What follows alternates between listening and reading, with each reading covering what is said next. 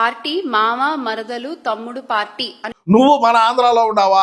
ఏదో diesel పట్టించానో flight ticket ఇచ్చానో వచ్చి ఏడేదో కాసేపు కాలక్షేపణ చేసి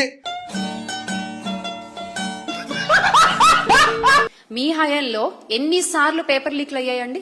పిఠాపురం పోయి ఏ విధంగా వంగ గీత నేల నాకిచ్చి వచ్చినావు? నారా లోకేష్ గారికి ఒక ఓపెన్ సవాల్ అండి. రాళ్లతో దెంగితే కన్ను అదురుతాయి, రాళ్లతో దెంగితే కన్ను అదురుతాయి. వైఎస్ఆర్సీపీ నాయకులపై కార్యకర్తలపై దాడులు పెరిగాయి. వైఎస్ జగన్మోహన్ రెడ్డి గారిపై ఇష్టం వచ్చినట్టు మాట్లాడుతున్నారు, ఇష్టం వచ్చినట్టు నిందలేస్తున్నారు. అయిందా? బాగైందా? ప్రతిదానికి ఓవర్ ఎక్స్ప్రెషన్.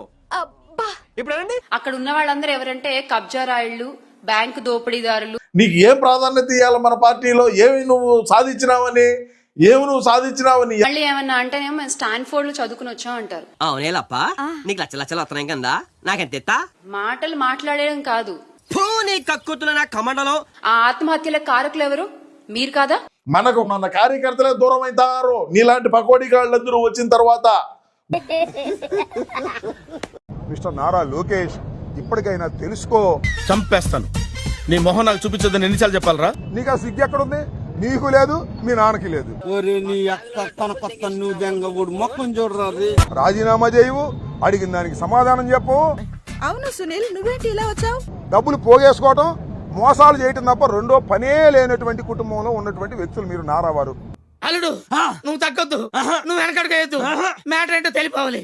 ఇవాళ మమ్మల్ని అంటున్నావు గొడ్డల పార్టీ, పార పార్టీ అని.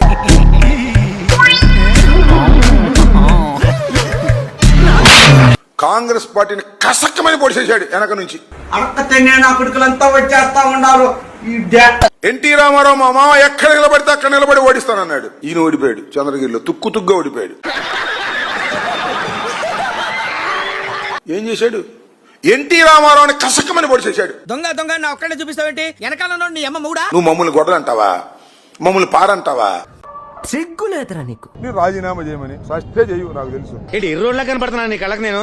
అసలు నైతికత అసలు ఉందా నీకు?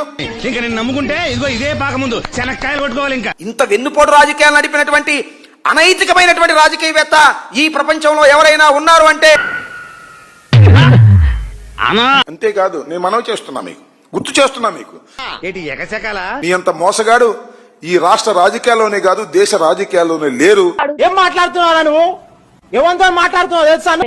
మాట్లాడకు, మళ్ళా మాట్లాడకు. అయ్యా లోకేష్, మీ అక్కను ఒకసారి ఫోన్ చేయమని చెప్పరా? శభాష్ నారా లోకేష్, బ్రహ్మాండంగా నిర్వహించాడని.